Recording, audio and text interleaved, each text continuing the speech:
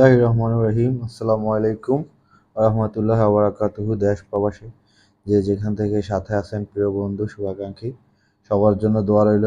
আসলে আমরা এখন যাচ্ছি শালবন নব শালবন বিহারের ভিতরের ভিউটা আপনাদের সাথে শেয়ার করব।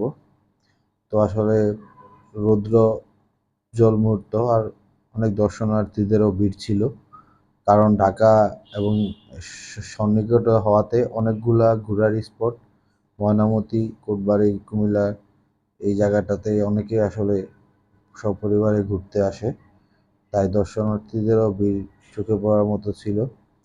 এবং ভিতরে আসলে যে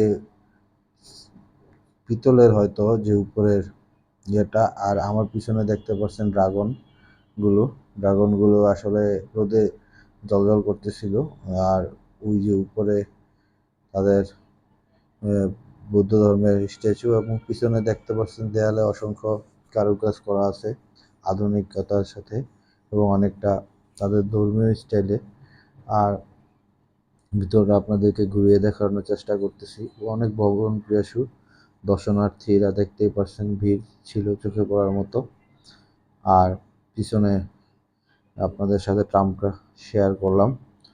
আর সবাই দোয়া করবেন, ভালো থাকবেন। এই যে ড্রাগনের আবারও যে ফেজের ভিউটা দেখতে পাচ্ছেন, আর আপনাদের ভালোবাসার পথ চলা।